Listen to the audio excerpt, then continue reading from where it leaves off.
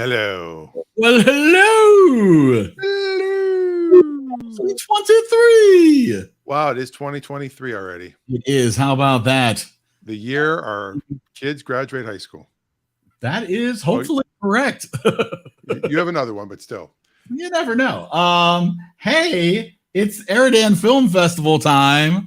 New year, same old schlock. We're going with what is this, episode 135 of the EriDan Film Festival as we watch our 170th and 171st movies. Holy crap, that's a lot of movies. We are chugging through all the movies ever made for human consumption. And we're here tonight to talk about Christmas with the Kranks and Klaus.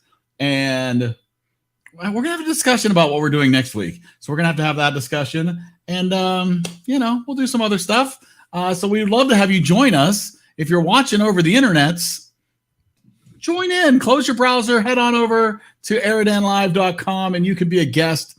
Or, of course, you can hang out in the comments. We've got people in the comments. Yeah. So is Klaus C or K? It is K. It is K. They're both Ks. They're both Ks. Yeah, it's Klaus and Kranks. So it is a nice. It sounds like a dish. It's like beans and Franks. Yes, a little Klaus and Kranks to dinner. So yeah, get some Klaus and Kranks. And so we want you to join us, even if you've never seen these. Join in anyways. Have fun. Hang out. We've got lots of people waiting because we've been online for hours. So many hours. But we're here now for you to join us. But let's bring some people in so they can say hi. Cool? You hit the button. I'm sorry, Dave. This conversation can serve no purpose anymore. Oh, there's Fogged Over Dave. Fogged Over Dave. Yeah, I'm trying my in honor of Barbara Walters. I'm very fuzzy. Yeah, you've got a dream filter on. It's beautiful. Just go and wipe this. There you go. That's perfect. Awesome. Oh, wow. That actually worked. So much better. Oh, it's Dave. Oh, that's Zabritsky. See, if I put enough spit on there, how does it look? Oh, wow. Speaking of which.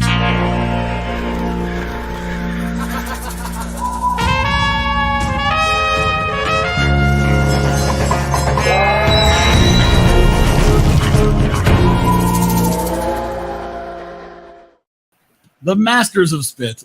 Okay. Wow. Non sequitur. Hello, how are you all? We're good. How are you? I haven't seen you guys in forever. I know. So enthralled and engaged. It's been a year. Like, is that an egg butt behind you? What is exactly happening on the window? It's a porg. Oh, it's a porg. It just looked like an egg. Maybe like a chicken was trying to escape through the window. Now it looks better. There we go. There we go. Awesome. That's awesome. Speaking of trying to escape through a window.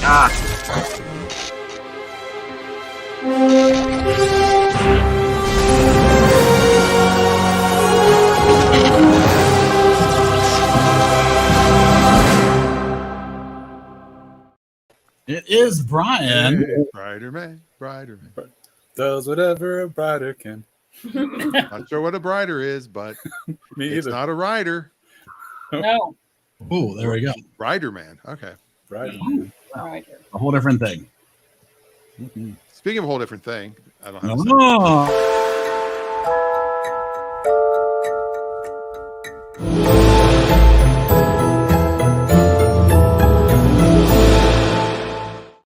Amanda! Man, your backgrounds keep getting better and better. For the final Christmas movies, I tried to angle it so you could see the tree. That's awesome. That looks great. That's wonderful. Yes, and if you want to be a guest, we still have many spaces left. You can join us at www.eridanlive.com. Call now. Here, but she says that I can't bring her in. Brittany says I can't bring her in because the baby's making a lot of noise. So they're hoping that the baby calms down. So we're waiting for a thumbs up from Brittany so that she can come on and join us live. So hopefully we get to see Brittany. But remember, you can be in the comments too if you just want to spew out your hate in the comments.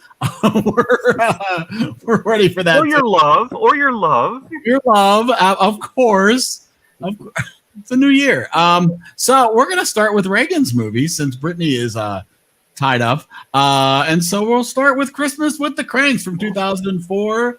Tim Allen, Jamie Lee Curtis, Dan Aykroyd, and a cast of others. Directed by Joe Roth. Screenplay by Chris Columbus. With a budget of $60 million and a worldwide gross of $95 million, and our lowest Rotten Tomatoes critics movie ever, with a 5% at Rotten Tomatoes and an audience slightly better at 38%. I'm Brian. Wrong person. Hi. I try to do it blindly. No, you There we can't go blind. That's the problem with that's the one flaw with the Stream Deck. All right, Reagan. Now I have talked to other people of your age who love this movie, in particularly the Frosties on the roofs. But I talked to one college student who told me that she would love to move to a town that had nothing but matching Frosties on all their roofs. Yeah. I think we would all love to hear why you chose this movie. I mean, I don't even know. We watched it a lot as I was growing up. Like, it wasn't one that we watched every single year or anything like that. But it was like I watched it a healthy amount of times where I can still enjoy it, I guess. Because it is a lot. There are some things that like especially as you get older and you start thinking about it differently, you're like, what? That doesn't make any sense. Like, why? All you had to do. This is my favorite part of the whole movie. All you had to do was tell Blair, "Oh, we're going on a cruise," and it wouldn't have happened. But I really love that they didn't do that, because then it starts this whole thing, and you're like, "What?" Like, it's just, I don't know. So like as I've gotten older, I've started to feel like I've started to notice things like that. But whenever you're a kid, you're like, "Oh my gosh, this is so funny." And I know him because he's Buzz Lightyear, and she's in Freaky Friday, so it just works. That guy's in Ghostbusters, like that's how.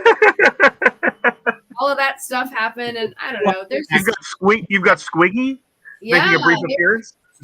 Yeah, there's that was just cute crazy. parts of it, and I don't know. I always enjoyed it growing up watching I it. would have loved to have seen a Buzz Lightyear Ghostbusters mashup. That might have been maybe more interesting. No. Wow, starting off harsh. Well, I'm going to start with what I didn't like about the movie, which is simply the fact that you're right. The whole plot of the movie could have easily been solved if he wasn't being a jerk. Right. Your main character is kind of a jerk. Yeah. Oh, he's an extreme jerk, not kind of a jerk. He's a real jerk. Right. Yeah. And so that's the question, right? The question is, if you get past that, if you're not caught up in just tell people you're going to the Caribbean, and so you're not going to celebrate Christmas, but sure, you'll make a donation to the Boy Scouts, or sure, you'll let them have Frosty and they can put it on your roof if they want. Whatever, But somebody who might disagree, let's find out, is Brittany. One ring to rule the moon. One ring to fight. It's Brittany. Look, it is. It's Brittany. Hey, congratulations. Yeah. Yeah. Yeah, I'm there was exhausted. a whole lot of this movie that just felt really silly. Well, It I was kept very, waiting. I'm a like, lot of it was very unnecessary. I think I've seen parts of it before. I've never seen like the whole thing, but It's everyone in the movie was so incredibly intractable. He couldn't just go on a cruise. He had to. No, we can't do anything with Christmas. You can't put out this. You can't send Christmas Right. cards. You can't give donations to charity. We have to stop. It has to be a complete boycott. right. And then the Like, neighborhoods. You have to put out Frosty. You have to have cards. You have to have lights. Everyone was just so incredibly inflexible to an extreme degree. Yeah. Like there was like, I get that you want to save money, but if you're not buying invitations and Christmas cards and you're not throwing a party, you're saving a ton of money. Who cares if you pay for the treat from the kids? He was saving over $3,000. right, Right. so he could $200 would have still meant nothing. spend 3,000. And then let them put up Frosty. It's free. Like Yeah. that costs you absolutely nothing, and Right. it gets them off your back, and it makes people happy.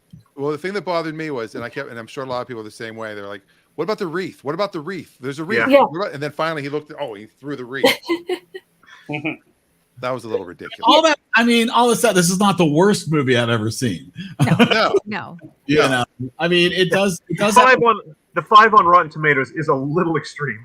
It Yeah. I does. don't think it deserves quite a 5, but also Maybe a 6.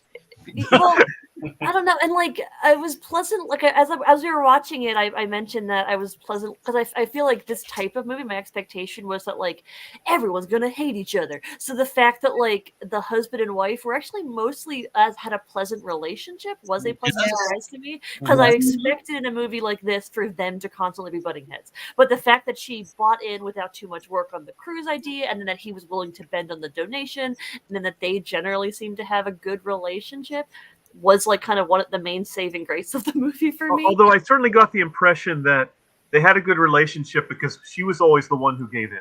Yeah, I mean, he was Because definitely Even way when more. they're seeing, when they're seeing her off at the airport and he's fussing about the day she's leaving because it's such an expensive day, you got the idea that he's always been this way. Mm-hmm. How many people thought this? I thought Dan Aykroyd should have played the part of the husband, not Tim Allen, because Tim then it Allen would was have not been good. it would have been the sequel to Trading Places. Tim Allen was not good at all. No.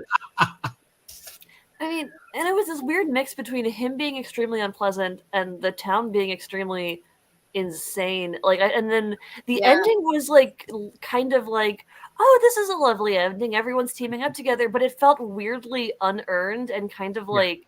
The moral of this story now is just never try to leave your Christmas cult. And if you just stay in your Christmas cult, things will be okay. But It if was you a gotta cul-de-sac.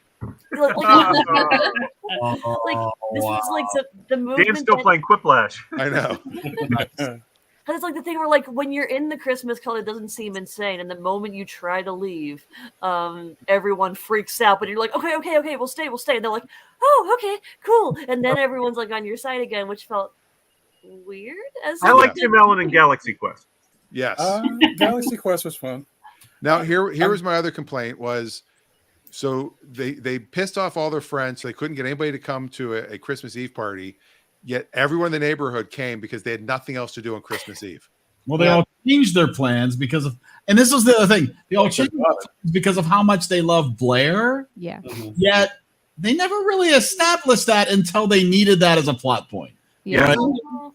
All of a sudden, everyone in the town remembers Blair and loves Blair. It's the babysitter and everything. Yeah. Building up to that. And I feel like maybe instead of starting with their slapping her on a plane, right, that they could have spent some more time, like the whole town could have been there wishing her off at their house because they loved her so much or whatever, that it's like, I didn't really get the sense that she was all that important to the town until they needed that as a plot point. And they're like, oh, but we'll make it that they all love Blair. And then Dad's a douchebag, but we love his daughter. Yeah. See, that's how the book, I think, does that. They're dropping her off at the airport at the beginning of the book because she's leaving for a year. They don't really establish that either. Well, they did say the first thing they said was, we'll see you next Christmas. Oh, okay. We won't be back till next Christmas. Yeah. And they kept saying, oh, we're skipping Christmas, because the name of the book was Skipping Christmas, right? Yeah. Yes. And they said Skipping Christmas like 9 times in the movie. Well, And it's because like, they wanted that to should've- be the title of the movie. That should have but just been the title of the movie. And apparently Botox lasts for about an hour. Yeah. Yeah. Because he's like crazy Botox guy in the restaurant, then he's completely back to normal in every scene after that. They wanted like one more slapstick scene. It's like, wouldn't it be funny if he just like can't eat but keeps trying for some And reason? it was a 20-second joke that went on for about 3 minutes. And I gotta be honest, I laughed for about 4 minutes. Hey, and I laughed the entire time. I don't know why.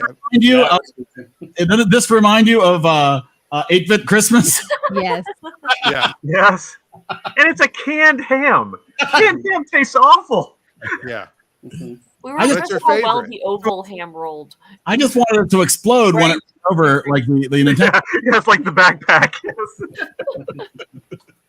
Yep, I will say this was a fun movie to watch for the first time with like a group of people because it was just so ridiculous. The part that we had the most fun with, I think, was at the end. So like they capture this like robber who's like scaling this building, and then he's just like they leave him trapped in the police car with the window down for some reason because the policemen are like insane.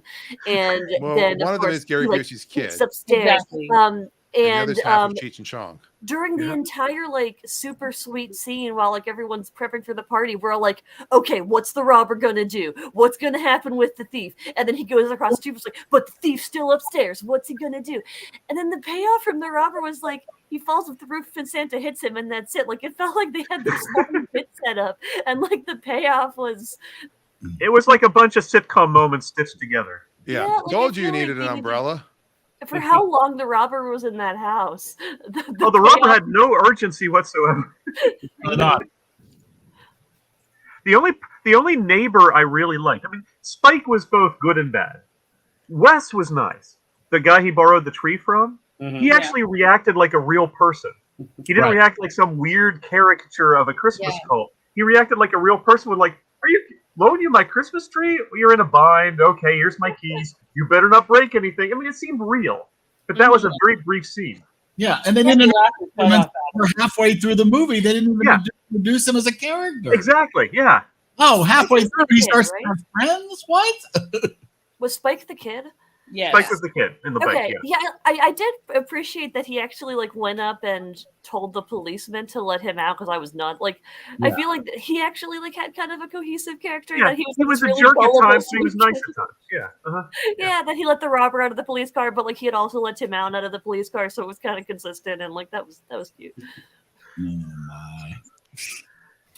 All I right. think probably like you guys were talking about, like the ending of the movie is probably like what that was like the best part of the movie. It was like the part that made like the most sense, but it didn't make the most sense in the context of the rest of the movie. Exactly. It was like it's him one of those giving movies the where tickets to the neighbors was so stinking sweet. Sure, and, that was sweet. it's one of those movies where they fit. have It people was acting so like out of jerks place. for an hour and a half, and they try to stick on a 10-minute happy ending to make you forgive everything that went on before. Yeah, and also, did anybody else think that the Santa Claus guy reminded them of Martin Short? Like it's like they wanted to get Martin Short, they Yes. couldn't afford him, so they named him Marty. Anyway, That's our second movie with him. Well, and the implication that he's somehow the real Santa Claus. right? was just Well, he what's took up, off though. in the Beetle. Did we even need that? Was that? Yeah, that was silly. That was so much at the end. I felt like that's not this movie. That's not this movie. You didn't earn that. It was like every time they thought of something, they threw it in. Like, okay, he's hauling Frosty up on the roof. Let's make the rope into a noose. Yeah, Why? There was no reason to make the rope tied like a noose for him to be hauling him up by his neck. I mean, that was just weird. Was a little weird. Let's talk about if he fell off the roof and got his leg wrapped up like that, his leg would have been like Right. separated from his body. Yep. or at least a completely dislocated hip. Yeah. Right. That's movie magic. And Yeah. the Yes. score was awful. The score was one of those scores, not the songs. When they had actual real songs, they were fine. But when they were doing the score, it was. I remember a movie we reviewed a couple years ago. I don't remember what movie it was. It was like this too, where you always here comes the wacky music. Something wacky's gonna happen. That was the way it was every time they were approaching one of the slapstick scenes. Oh, another thing which I wouldn't have noticed unless it was pointed out to me. We were watching with a group with family, and my younger sister's girlfriend pointed out that the lighting in every scene is exactly the same. That even when it is nighttime, it is perfectly lit. And They open the once door we and it's pointed light out. It was impossible not to notice that the lighting in every scene was exactly the same. I don't want to watch it again for that. No, Dave, when you're talking about the score, I thought you were talking about Adam's score because it's going to be very low single digits, I think. I think it's time. Should we score? It felt like a lull. Oh, yes, we should.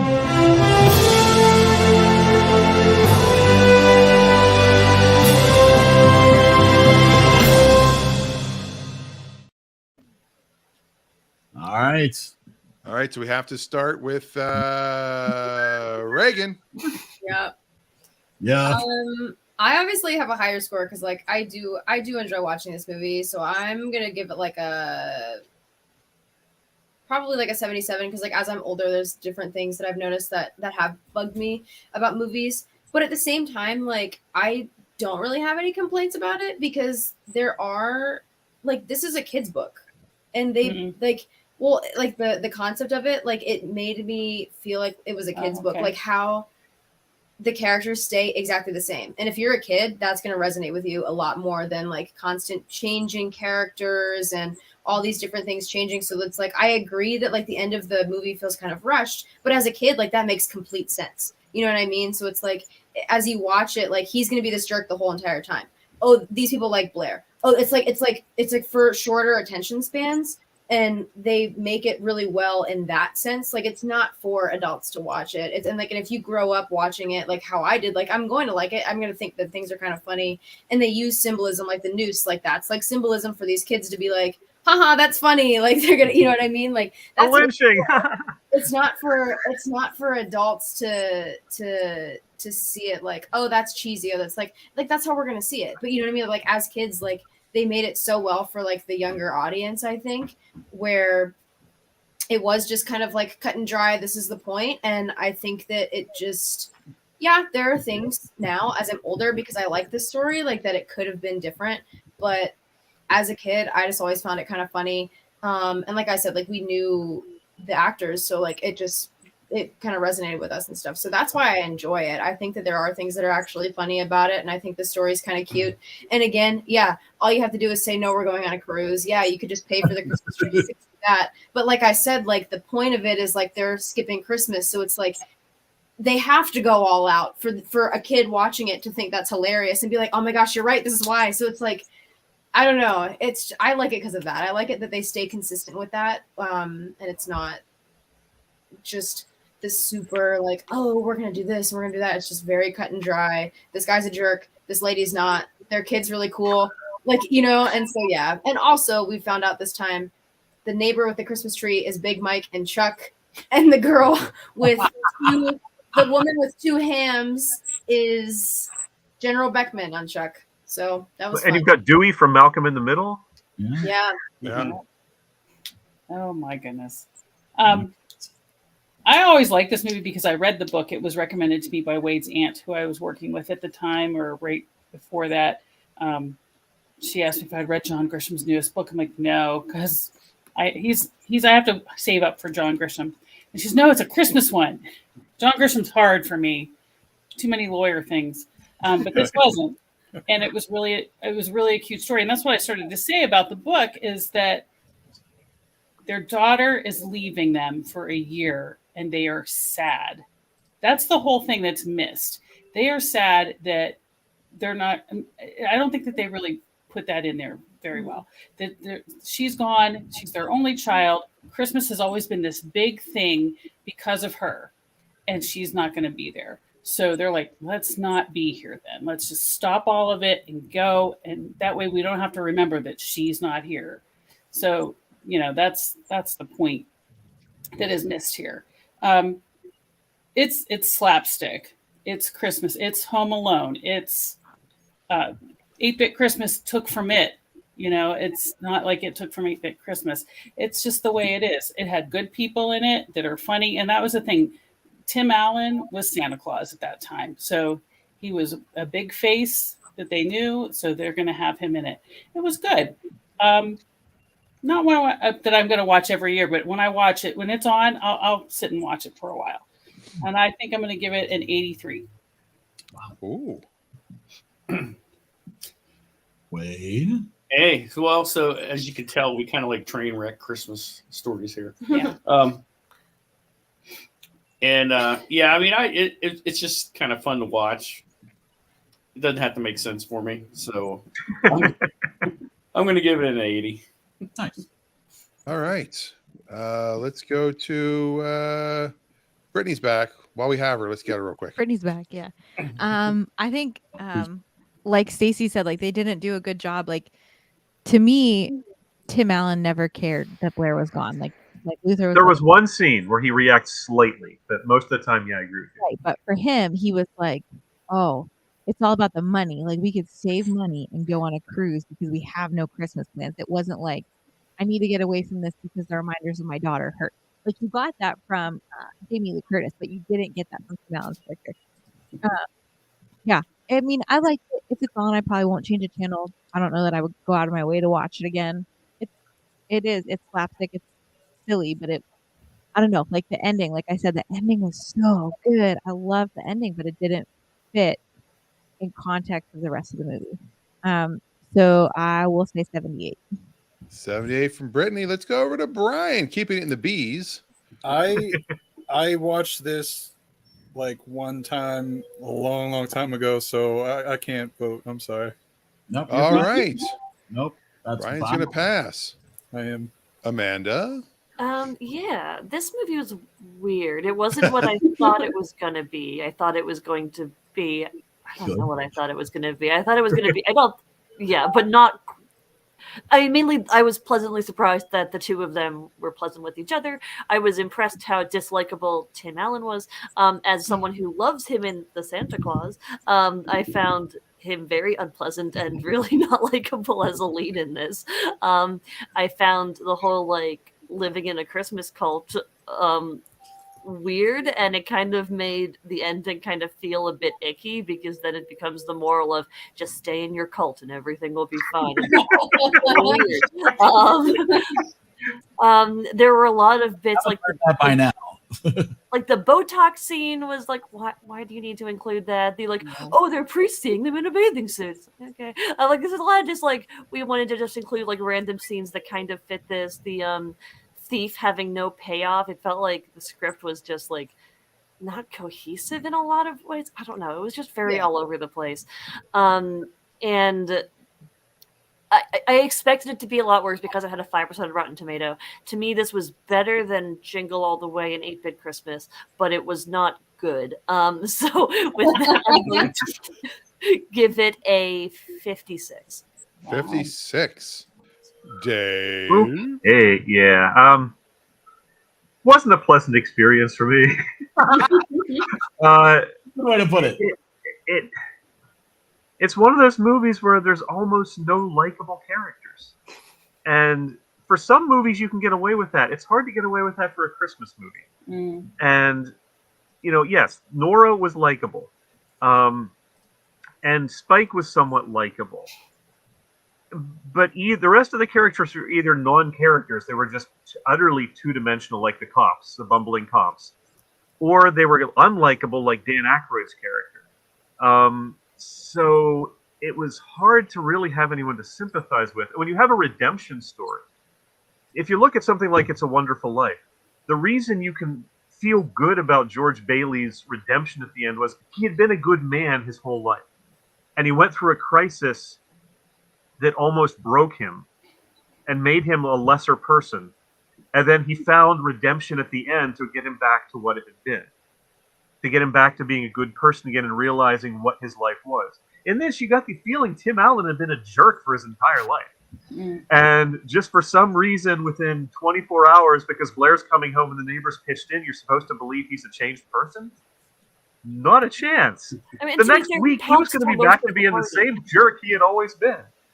And so it didn't work for me in that regard as a redemption story. So when you lose that, and then the ending sort of falls apart to me, it just left very little to hang on, because as a film, I will say, it was a better movie than...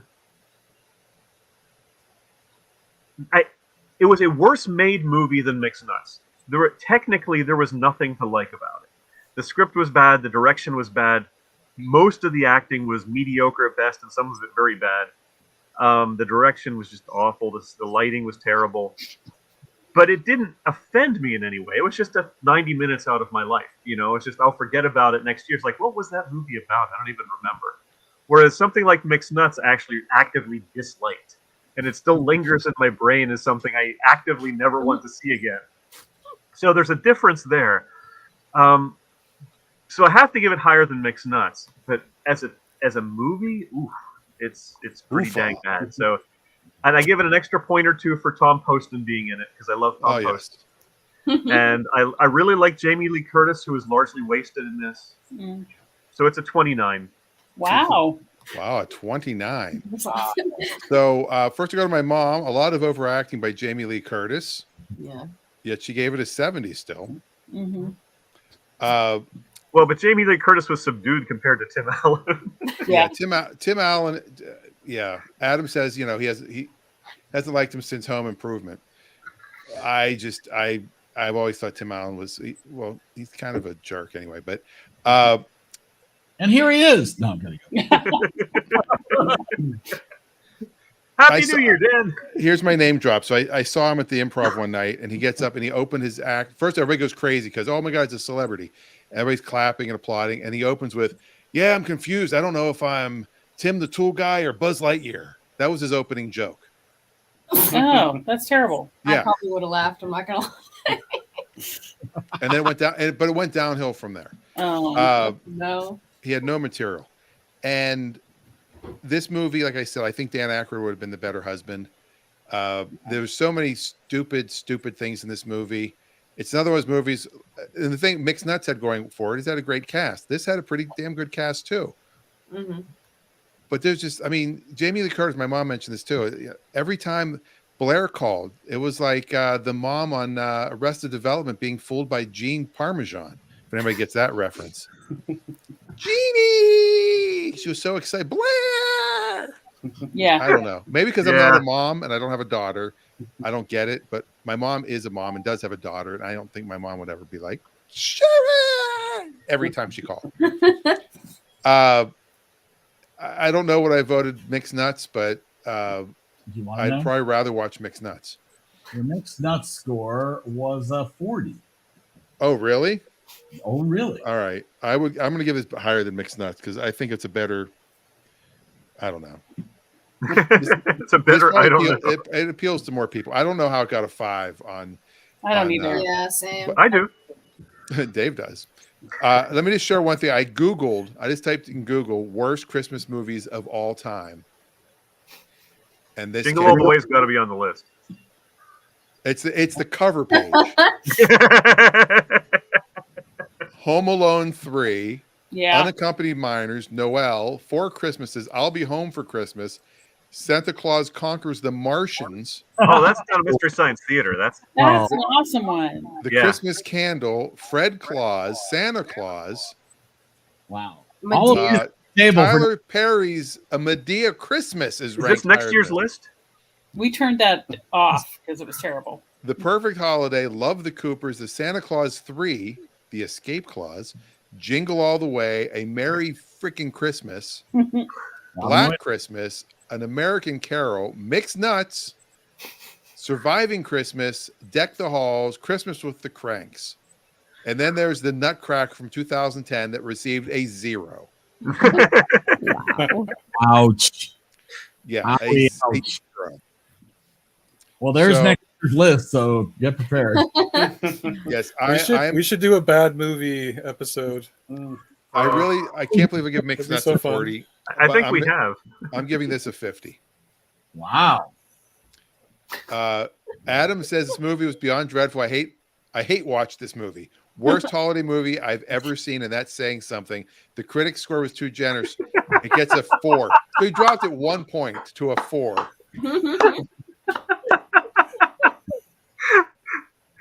There you go. Wow. That's cool. Did we miss any scores? Just mine. Well, I know we have you. I'm saying, but in the I'm looking at the comments. If anybody else wants to share a score, of course you're welcome to. I agree with everything that said. Bottom line, I did hate watch this movie a bit because it was one of these things where it's like, well, just don't do that, and everything will be And it's like, I understand. Like most movies, there's a single plot point that if it was different would change everything. But this seemed like such an easy thing, so I feel like there's got to be a better book. The book has got to be so much more enriching because I get what Stacy was saying about the story of the fact that, if I'd seen them maybe start to do Christmas, but then get super depressed about it, and what's the point? And then they did this, he was way too excited about this vacation. And it was way too much about getting away for a vacation and then just being a jerk to everybody. Right. So I give it a 45. It wasn't the worst thing I've ever seen by a long shot. But I wouldn't watch it again because it just made me hate Tim Allen more than I normally hate Tim Allen. So what's the point? Why would I do that to myself? So that's where I ended up. All right. So Jen is in the private chat. It looks like her device didn't connect, but she wrote, my score is a 32. Ooh. There are kernels of an okay movie in there, and the robber scenes at the end seemed nonsensical. I had to step away for a bit, so I missed if or how much you all discussed the robber stuff. So 32. So I think we have our scores. The score for Christmas with the Cranks. So we can move on. We didn't even mention the cat. The frozen cat. That was dumb. That was I think that was Toonces from SNL. Toonces, the driving cat. Oh, Toonces. Wow. Well, there we go. All right. He can drive, just not very well. Now, the whole point of the Cranks, and why Brittany loved that last scene so much is that, what they say is that one senseless act will selfless act. Okay, maybe that wasn't quite right. So we're going to move on to Klaus. Okay, don't mention the awful tagline there. Oh, what was it? Oh, welcome to the jingle. Oh, gosh. God, that's fantastic. Welcome to terrible. the jingle. Jason Schwartzman, J.K. Simmons, Rashida Jones, Will Sasso, and some other people. Norm Macdonald and Joan Cusack. Directed by Joe and Carlos, fancy farts, for those who are paying attention later. And Jim Mahoney and Zach Lewis wrote this with a budget of $40 million. Worldwide gross, who knows? It was on Netflix. Critic, million, 96%. And the audience with a 95, 96 for the critics in the audience. Brittany, you able to talk? Why Klaus? Okay. I don't remember. I want to say the first time that when did it come out? Last year? 2019.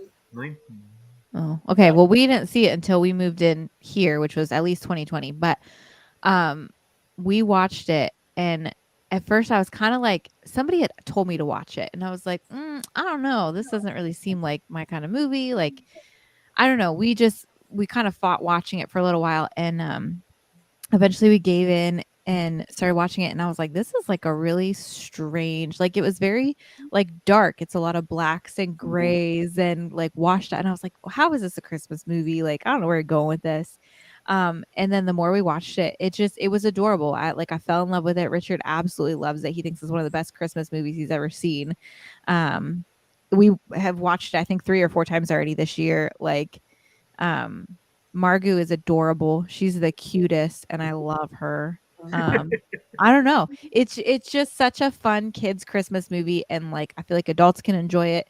I feel like it's a little bit different than a lot of other movies, but it still kind of like has like that Christmassy theme to it. It was a really fun take with like the postman. Kind of how Christmas came about really wasn't even Klaus. It wasn't even anyways, I don't know. I love this movie. I don't know. It's great. I agree. I was unexpected. My oldest son actually brought this up as a movie. We were doing movie nights at the time, and he was like, all right, here's my movie. I hear this is supposed to be great. And we loved it. We thought it was great. It's quirky. I know one thing Dave's not going to like is they try to do origin story stuff. And I know he always hates whenever they assign origins to Santa Claus. But it was a different take on that, which wasn't the typical, it's reindeer feed. And, there's a magical warlock that gave him other stuff. And so I thought it was a unique take on that stuff. But honestly, I thought even separated from that, of the mystical, magical part of it, I enjoyed the whole story. I think it is a unique, to me, the art style is super, super cool. Yeah. And Norm Macdonald. I mean, come on. Hey, we missed Norm Macdonald. I both loved and hated Norm Macdonald was in this. The reason was I love Norm Macdonald, but his voice is so distinctive that I just kept hearing Norm Macdonald every time that character was on screen. It's sort of like when Gilbert Gottfried does a character. It's like you can't not hear Gilbert Gottfried. Yeah, I feel that way about Joan Cusack in this. That is true to a degree as well. Yes. Well, at least she's still alive. And the way they drew her, I couldn't accept her voice with that character. Yeah, I agree. Yeah. Wade didn't know it was her. Yeah, I didn't. Oh, the moment she opened her mouth, it's like Joan Cusack. Talked, I knew who she was. Yeah. I was like, Jessie, Toy Story 2. Like, that's awesome. Everything goes through Pixar for Reagan. Yes. Is that Mike Wazowski? Sure. Like, I don't know. Like, I loved how all of the like all of like the myths about like Santa were like the flying reindeer like had nothing to do with them actually flying. Like it was that they were like almost, you know, dying because they were like you know, sabotaged, and like just all of the stuff. Even like the kids on the naughty list wasn't him refusing to give gifts to kids. It was, you know, like the postman. Yeah. Eric's right. I don't generally like origin story Santa Claus movies. I don't know why. I'm not going to try to psychoanalyze myself. I've just never really enjoyed them. Lay down and tell us about your child. Obviously, it's a credit to this movie that despite that, I like the movie because the animation style is beautiful. I love the animation. I love the way the colors work in it. I love the way the shading works in it. Yeah. And J.K. Simmons was perfectly cast. The voice was just perfect for that role. It still isn't my favorite Christmas movie by any means, but I really enjoyed it. Yeah. I liked it. It was. I don't like origin stories all the time either. I was like, what are they doing? This isn't how Santa came about. Whatever. But it wasn't terrible, and they did do a nice job with it. And I liked that he had made toys for the kids he didn't have. And tear your heart out. I know, right? Yeah, really. Feel.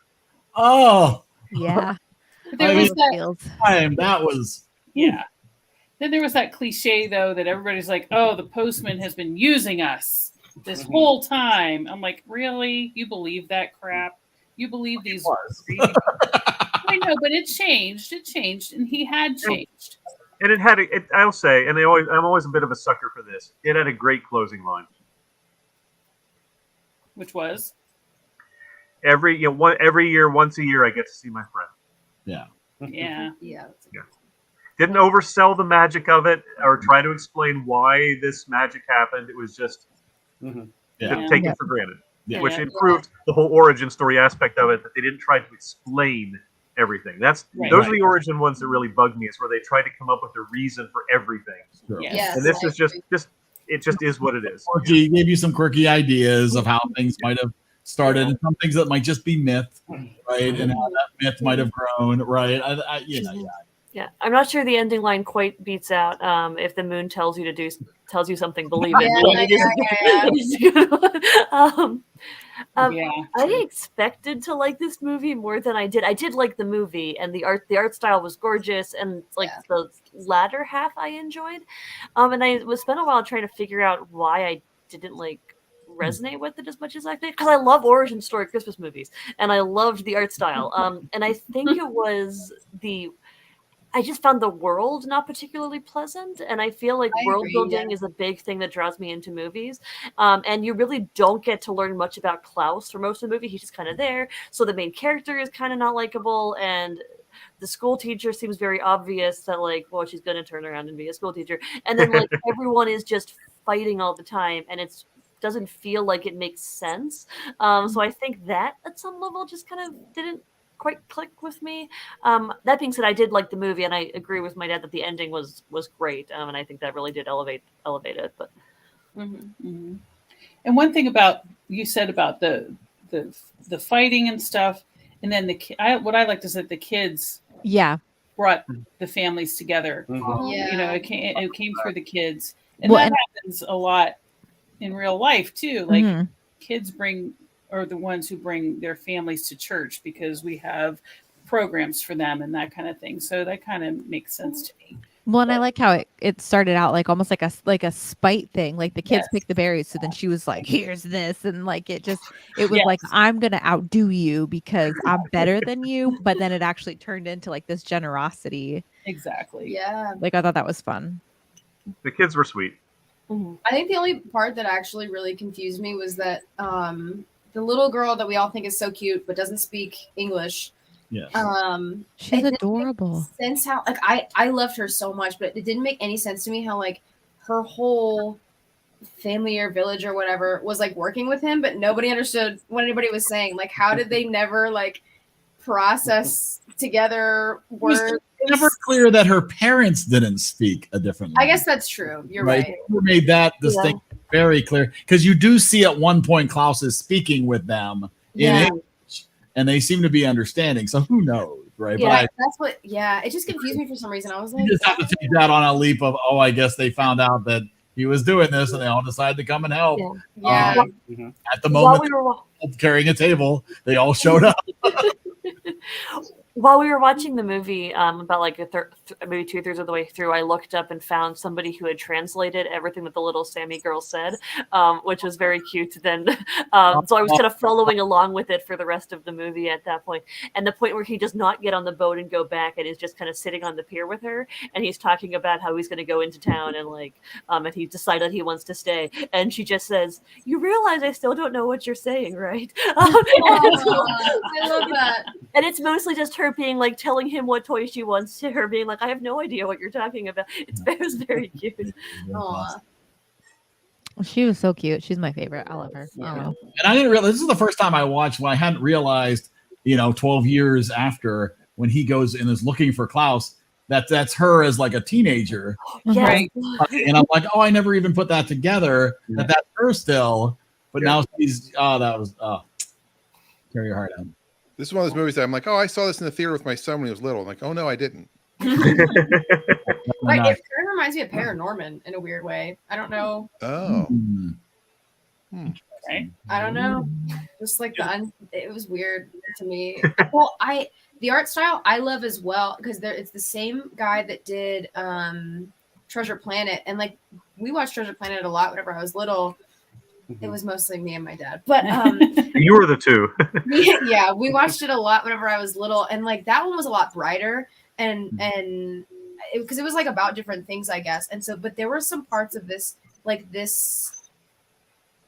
certain characters or like certain parts or like scenes or something that just left me like really unsettled. Like other ones were just like fat, like the frog. Oh my gosh, like watching that frog jump around. Literally, I love it so much. She said, "I want that frog."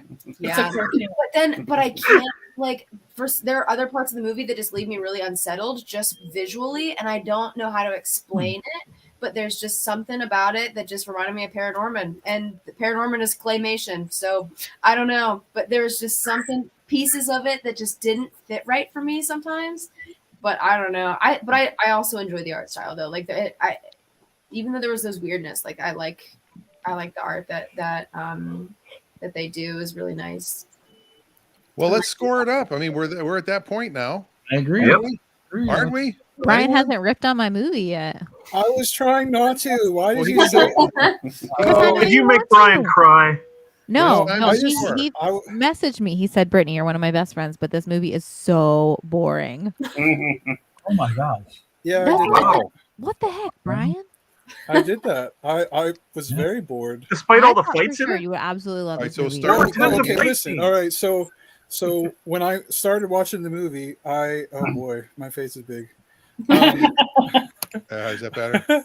when I started watching the movie, I don't know if I was just humbugging today or something, but I started watching the movie and like what Reagan was saying, she said she was like unsettled. I don't know if it's the same thing as like what I was feeling, but like they did this animating thing, like, okay, so it's 2D animation, right? But like I feel like they use the computer and like they set the keyframes in. I don't know if you guys know what this means, but like, and they did this thing called in-betweening.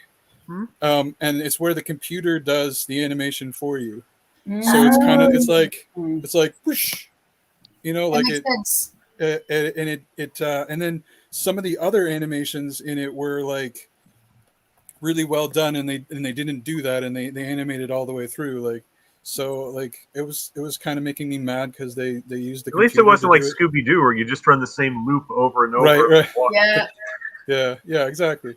So it was kind of making me mad like that. I think that they were really wonderful at drawing for sure, but I didn't like the animation, and I was very bored. I'm sorry.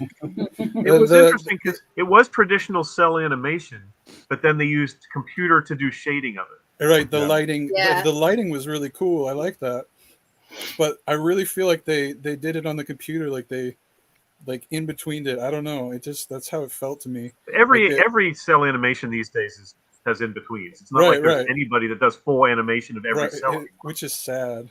Yeah, because like it makes it really less like fluid. I mean, they'll sometimes do human in betweening. They basically ship it off to China or India or something and have it drawn there. But it is still only the keyframes are drawn by the actual artist. Yeah, yeah. Well, and it's sad. Let's start with Brittany's score and see what we can. My keystroke thing didn't work. All right. Because it's stop motion. Yeah, you gotta make sure you're clicked on the. But you actually have I can't even click on them myself now. Well, I mean, I can just like even on the computer. okay. You can start talking. Wow. I was going to say, I don't know. I love this movie. I love everything about this movie. It's adorable. It's super fun. I like I don't know, everything that we've said. I love it. I like that the Sami people are that super bright red where everything else is all like dreary, like the elves, like they like the magical, the happy, the joy, like they bring it. I don't know. I think I'm with the audience. I'm just going to give it a 96. 96. All right. And on the other end, we have Brian. I can't move anything, Eric. It's locking me out. Move Brian over. Oh boy. I don't even know. I was trying to be all like, I be just honest. don't want to score it. I don't know. It did turn around for me in the end. Mhm. Like, I kind of got a little bit of heartwarming in there, but I was just like bored. I don't know. I don't want to like score. Oh my goodness! I'm gonna give it like 65. I didn't like it. I'm sorry. All right. That's all right. You don't have to love everything. Yeah. Everybody. I don't know what Dan has done. Dan is breaking everything, apparently. Yeah, it kicked everybody out. Not us. That's right. So I'll head over to you. I'm back now. Scores. Oh wait. All right. I have actually like this like a similar story to Brittany watching it. Then I have that as well. Where it was like 2019 and I was up at school and my one friend, we talk about movies off and on like randomly. We'll just be like, hey, I watched this really good movie, and we talk about it for like a week and a half. And he was like, hey, I watched this Christmas movie, you should watch it. And I had the same thing where I just kind of put it off for a while because I was like, like I don't really not super interested or whatever. And like yeah, I have that weird unsettling thing, but besides that, like I agree with everything that Brittany says. Like it's like I guess it's not one that I would watch consistently and like all the time, but like it's really nice and I like the heart behind it. I think that was really cute. Like I loved like this kid is sitting there in front of a wooden frog, and just the way that he just like gets curious like after you see them not like that, like how their families, it's so dark and everything like that. I love that scene because you see how it, like, you know, all we have now, I'm buying it, that's what I'm doing. All we have now is like phones, and you see people like at night, after this we're gonna sit on our phones on our couch and watch TV. That's what we're gonna do. And so to watch this kid like so like honed in on this wooden frog, and then it's jumping and it was beautiful. And I was just like, yes, like that's my favorite part of it, where it's like suddenly it's like bright. And I loved that. I loved watching him. I would watch the kid all day long, just play with that frog. I swear to God. Like I just couldn't, I don't know. There's something about it that just got me. And you know, just all of the stuff, you're exactly right about the origin story thing. Like that's always kind of annoying with Christmas things. Like, why do we have reindeer? Let me tell you this very specific detail that doesn't make any sense. Like you're right. Like I don't like Christmas origin stories either. So I loved that it wasn't slapping you in the face, but it like had the stuff, like the basic stuff that made sense. And I don't know, it was just really, it was cute. So I have the same. I think I have the same as Brittany, which is the 96. Nice. All right. Who's going next on the couch? I'm not a big fan of this. I don't know. I'm just not into cartoons very much anymore, I guess. And, you know, stuff that my kids didn't grow up with, I just kind of I'm like, I'm too old for that. But watching it was better than I expected it to be. I don't like the dark stories for Christmas time for kids. I just don't like that. I think that kids need to not have that darkness because there's so much darkness in real life. So that's one thing that brought the score down for me. The postman scenes, like at the beginning, his origin and how he got to where he was going, and an incredibly militaristic postal service. Yeah, well, that and why did that story take so long? Who cares? Just get them there. But I guess it made sense. But and I also didn't understand why he didn't tell his dad, "Hey, Dad, I'm not leaving today. I have things to do." That made no sense to me. Like in the other story, why don't you just tell people this is not what's going on? This is what's going on. You'll have to wait. So, and then he ended up doing that anyway. But they had to make it a big thing and antagonistic. But I agree with Brittany about the colorful Sami people. I thought that was cool. I'm like, oh, there's the elves. Okay, this is cool. and that Klaus already had some sort of rapport with them was good. My score, I think, is going to be, I'll give it an 85. Nice. All right. Wade. Hey, so so I kind of like the story. I mean, it was a different story, which was nice, and I kind of get the dark side, because then that's the love and caring for or giving is what turned things around. So, and that's like true. One of the themes, I guess you would say, of Christmas. Mm-hmm. The animation, I like the animation. I mean, we're all kind of pretty spoiled from Pixar, but it was pretty good. And I'm going to give it like a 90. A 90. All right. Let's go to Dave. Yeah, it is nice to see a traditional 2D cell animation again. I mean, you don't see much anymore because everybody's gone to the 3D model, and there's something to be said for that. But variety is wonderful. So seeing somebody put some money into an actual quality 2D animated feature, it was something I appreciated. I've already said a lot of what I have to say. It's not a type of story I typically like, but somehow this one managed to rise above that prejudice I have.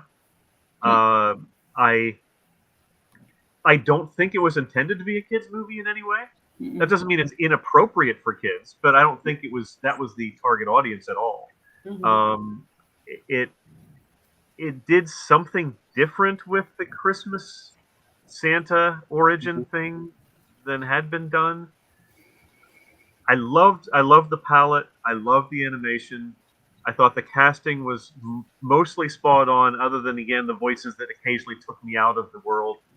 And that's one of the problems with modern animation, is they always, if there's a budget at all, they always have to have celebrity voices. They can't just do good, solid voiceover people anymore who that's their full-time job like they used to do back in the day. They always want the Alec Baldwins, and they always want the Joan Cusacks, and they always want the known names doing the voices. Yeah, but Rankin and Bass had Bing Crosby being the postman for them.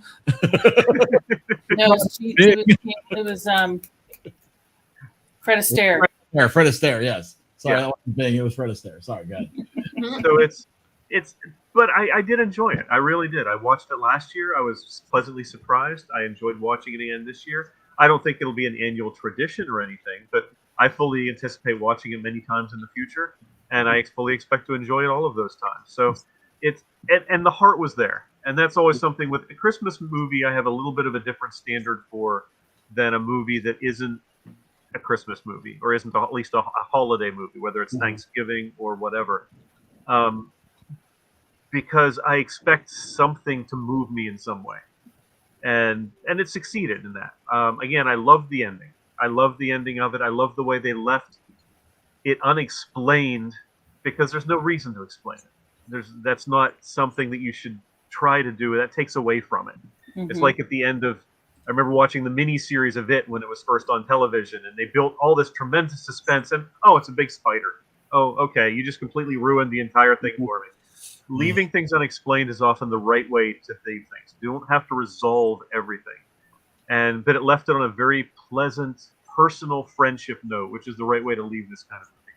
So, again, I do have some things I didn't care for as much about it, but I can't say that I didn't really enjoy it. So it's an 88 for me. All right. Amanda? Yeah, so as I mentioned, I expected to like this movie a lot because this is kind of my jam is sweet animated Christmas movies that explain all kinds of weird stuff for no reason. And I did like it.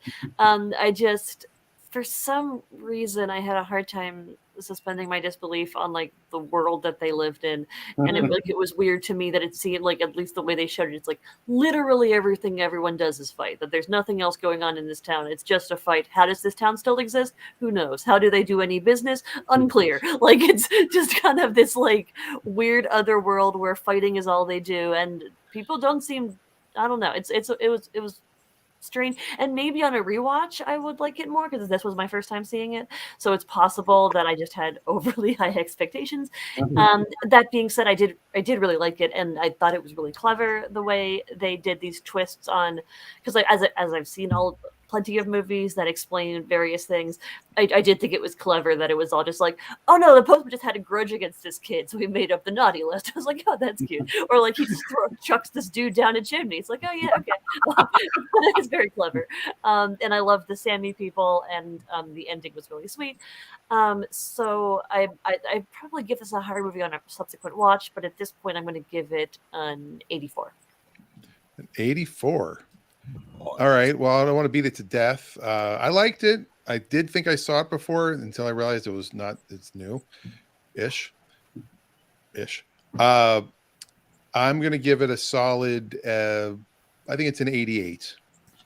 88. And my mother liked this one and gave it a 93. Oh, that. Jen gives it an 82. It was adorable. The art animation was beautiful. Second watch, and agrees that with Amanda that didn't love as much as she expected to.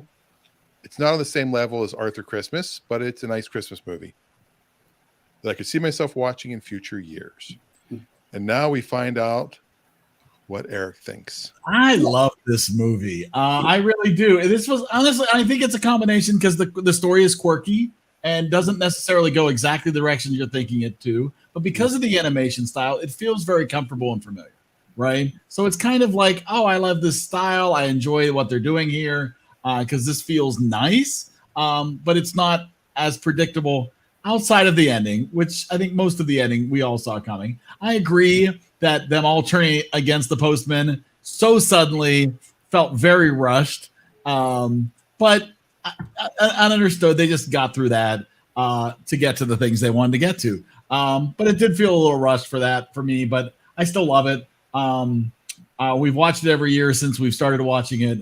It's one that I really look forward to. I was so excited when Brittany put it on the list because we hadn't watched it yet. So I ended up at a 92. I think it's awesome. And then we haven't heard from Adam yet. Is our last outlier is what did Adam's made Adam. He did say he should have watched it first, so I'm afraid it might be lower than Christmas. It's not lower than a 4. No, it's not lower than a 4. Like he's like, I should have watched this first because it was worse. Should have watched this. Watch, it's gonna be like 3.5. Like that. I will say, not to disagree with him, because everyone's opinion is their opinion, and that's valid. But of course, I think the reason I didn't find this movie slow was, for me, a movie is slow and boring when I know what's going to happen. Right. Yeah. Mm-hmm. And this movie, well, parts of it you knew, and certain arcs you knew how they were going to end. How they got there, you didn't know, and it surprised me multiple times. And that's why it in no ways felt long or boring to me. Well, and I like to, like I didn't see it coming that everybody else knew that there was going to be like this big problem, so they had made a bunch of fake presents, and like I didn't see that coming at all. So like they were all like, "Oh yeah, it's fine, we have the real presents," and I was like, "What?" Like, because I'm going, "Oh no, Christmas is ruined. How are they going to fix this?" Like, and all that wasted firewood. Oh. And then with what's her face, Pumpkin, get mine. Like I don't know, that's just it was cute. And super cute that they were like mostly like realistic presents that he could have actually, that you could actually make in a wood workshop. Right. Yeah. Adam gave this really over. Skilled. Yes. Here's Adam's score. It's over 10 times better than the previous movie. I'll take it. I'll take it. I'm bummed he didn't like it more, but not something I'd watch again, but he gave it a 52. I'll take a Christmas movie from Adam. That's solid. Yep. And now, of course, holy moly, we have to pick a movie for next week, but we also have announcements to make about next week. Oh, goodness. That's true. Oh, so much business. Hold on, but you got to let me finish this part first. He said it wasn't god awful though. That's what he had to say. That's true. That's in the movie poster. Not god awful. Right. Welcome to the jingle. Let's That was a little ridiculous. Oh, if we're gonna look at just our Christmas movies of all time, oh wait, you gotta get off where we're It says it's sharing, but it's not sharing. Hold on. What are you doing? Do this, do that, do the other thing. There we go. So Klaus coming in with an 84.25. Just above Miracle on 34th Street. I don't think it's that good. The Kranks on the other end of the scale, just beating out the Family Stone. Well, the difference between Klaus and Miracle on 34th Street is Adam gave Miracle on 34th Street a much lower score. That is true. That is true. He gave that a 15. So the fact that Klaus, got a 52, yeah. Absolutely. So if you want to see where that fits into the whole thing, Christmas with the Kranks coming in in the bottom 6. There's another column. There's no, not the bottom 6. It's on the bottom 10. It looks like. Oh, you're right. I'm sorry. I missed the movies on the other thing. Bottom 9. There you go. Bottom 9. And then all the way up on page 1 with House, right up there, Cruella, and It's a Mad, Mad, Mad, Mad, Mad World. So there you go. So here's the big question, right? Here we go. I'm gonna put this out to the group. So, and again, you're gonna sound like a jerk if you don't agree with me, but it's okay if you don't agree with me. You're just a jerk. It's okay to be a jerk because Tim Allen can be a jerk. So can we. To spin next week's movie, to pick next week's movie, we could do another typical wheel like we have always done all year long, and put all the names on the wheel for every people who have voted, like we always do, and spin the wheel like normal. Or we could acknowledge the fact that there are 2 people who have participated in more than 50% of the shows who've only got to choose 3 movies this year. Oh yeah. Right. So, and surprisingly, Adam's not one of them. No, it's Wade and Dan have only gotten to choose 3 movies. And Dan gave away a movie. He did. So my thought is we'll spin the wheel of just Wade and Dan. No, I think here's how you do it. Take the movies Wade picked, the 3 movies, and the 3 movies I picked. Whichever one ranks higher, that person gets to pick. We could just do a double feature. It's statistically correct. Well, next week are the Effies. We can't do the. We can't do 2 movies next week because we have the Effies next week. We can barely do one. Well, which one do you like? Whoever has the highest ranked movie between Dan and Wade. I honestly don't know who it would be. That would not be well. Okay, of the past year. Yeah, what were the 3 movies I picked? I don't even remember. Of the past 3 years. All right, hold on a second. I think I voted one of my own movies really low. I think you did too, actually. Yeah, I have a feeling it's going to be Wade picking the movie this week. No, that's a pretty low movie. Unless you wanted to spin the wheel it's with the 2 highest, people. not the highest average. All right. So, Wade chose The Family Stone. We know that. Wade chose Hugo. Okay. I'm trying to remember where Hugo ended up. I'm looking on the list for Hugo here. With all these shows we've done, we have Is that statistics. the Hugo Chavez biography? We could actually publish like a guide of movies at this point with all the statistics we have. That is probably very true, actually. Hold on, so I can. 101 movies you must see before 2025. 101 movies you must see before Adam dies. All right. So Adam's highest ranking movie this year was Hugo. Oh no, you mean Wade? Wade's. Wade, sorry. 74.09 is where that ended up. Dan's highest movie of the year was That Thing You Do, 88.83. Okay, who had the lowest then? He had Family Stone. Yeah, I had Family Stone. So. That's 2 out of 3. Yeah, that's which is our fifth worst movie. Well, how about Wade and I will discuss? How about Wade? You pick 2 movies, I'll pick 2 movies, and between the 2 of us, we'll pick a movie. Well, what I wanted to do if we did a double feature was I wanted to do the Italian Job, the new one and the old one. The old Michael Caine one too. Yeah, they're both on Amazon Prime right now. You know what? I would do that. I've never seen the old one, but I've seen the new one and I liked it. Yeah. And there's a lot of Mini Coopers. Yeah. I haven't seen the old one. Let's do the Italian Jobs.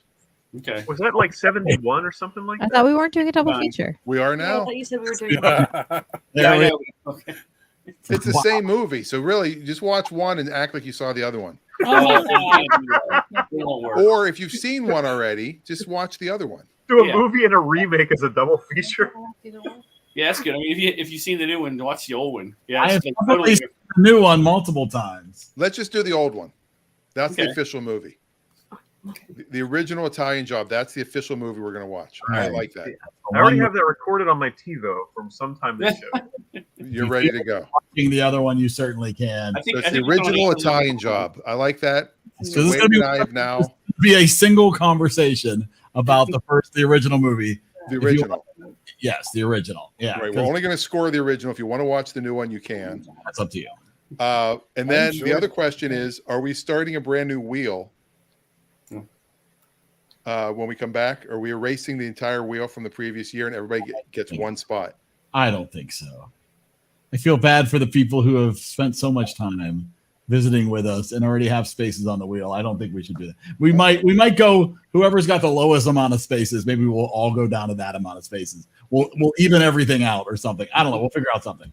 Or you could cap it so you can't have more than 10 spots or something like that. Right, but if somebody hasn't been picked in a while and they've got a lot of spaces, 14 spots. I think we just keep going with the wheel. Yeah. all right. So Adam, the movie is The Italian Job from 1970, whatever, 69. 1969, 69. Okay. There you go. That was with 2 years Michael off. Caine. It's on Paramount Plus and Pluto. The other recommendation I was going to have, which I forgot to mention. Oh was- wait, maybe So you will. we could all watch the highest grossing movie of 2022. Which was To lead Avatar? our conversation, that would be Top Gun. Maverick. Maverick. Thank you. Yeah. Nonetheless, because next week, bottom line is next week is the Effies. We will be talking about everything 2022. So this is not about our movies that we watched this year, but it's about everything that happened in 2022 in entertainment. And I'm going to say that's in entertainment in general. So not just in movies, because maybe you haven't seen a lot of movies this year, but we want you to be part of the conversation. If you've read good books that came out this year or good TV shows that you watched that were from this year, not just that you watched this year that were from the past. So no, if you just watched Seinfeld for the first time, we're not talking about that. We're going to talk about things that came out in 2022. And, I guess decide on who wins best of the year. Right? Sure. Hey, I'm okay with either. So So there you go. So we will go. We'll stick with the Italian Job, and Original. recipe. Get the original recipe. Don't go with the crunchy. You don't want the. Those will mess you up. You don't want the Coopered. I like that. So Brittany had to go. She said, child's crying again. She said, unrelated movies. And apparently, during tonight's football, the Bills game, they had to do CPR on a player. Oh God. Ooh. Yikes. Wow. Hope it wasn't somebody I have in fantasy football. Oh, Bring no, down the players. room. Yeah. Wow.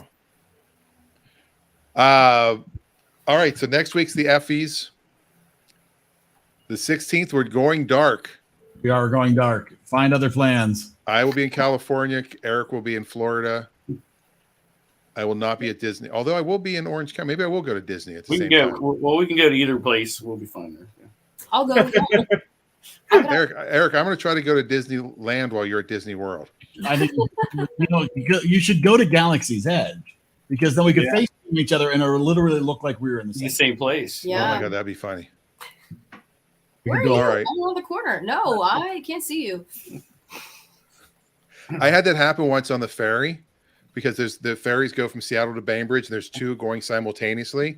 And I texted my friend, anybody on the ferry? And he's like, yeah, I'm on the ferry. I go, oh, cool. And I said, where are you? He goes, oh, I'm sitting in the galley, but right by where you go in to get your food. I go, okay. So I went up. I'm like, I don't see you. He's like, wave your arms. And I'm standing. I'm like waving my arms.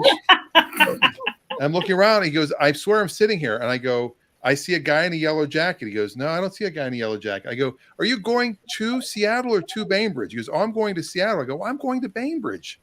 I thought you're on your way home from work. That's usually where I see you. So we're both on the ferry. We're going the opposite direction. So that would be similar. One's at world, one's at land, looking for each other. That's funny. That could be a movie. Yeah. Man, I'd watch that. It'd be a time travel invested in there somewhere. Yeah, it could be part of the a very Christmas Hanukkah that we're working. Yeah. Yeah, how's that coming? It's got quite a ways to go. Yeah. Still, and the screening of the sitcom, I think we're going to Boise, Idaho before we come to Pittsburgh, but we're still planning to come to Pittsburgh. Okay. So it's like primary elections. You pick your states you go to first.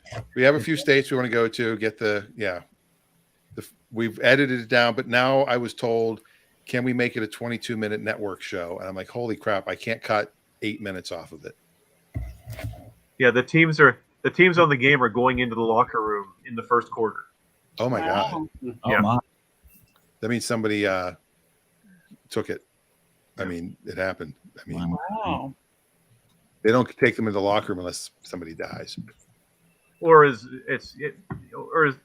might other occurrences, but yeah, I'm not sure exactly what happened yet. I just have it muted, so I just don't have the thing. And Brittany still has not brought me Game in. early suspended. Wow. What channel is it on? ESPN Oh, and or ABC. ABC. ABC 4. All right, let's look and see where it happened. I'm going to go backwards here. Yeah, they just went to the booth. They're going to the halftime folks now to talk. They'll probably do a recap, but I doubt they'll show the footage. When they have a horrific injury like that, they often won't show the replays, which is a good thing. Be together in the locker room as a family. Oh boy. All right. All right. I was able to go back because I have a recording on YouTube TV. Yeah. I'll look at it later. I got to go order pizza. Yeah, let's not watch this live. Well, All right, the Italian Job. yes, the Italian Job. Benny Hill is apparently in this. He is in the cast. Yes. Yeah. I don't know how I feel about that. What else was he just in? Didn't we just see him in something else? What is Benny Hill doing there? He was in a Genesis video that we were watching. Oh, that's what it was. Yeah. Everybody met Britney Spears. I was playing Britney Spears concert footage before we started the Yeah. Glad I missed that. Yeah, that was John Voight was on there. Oh my. Live in Vegas. All right, everybody have a great week. This has been the longest stream ever. No, kidding. Have a wonderful night. We will see you next Monday. Italian Job, the FEs, all the good stuff. And Saturday, Clutch Radio. Bye.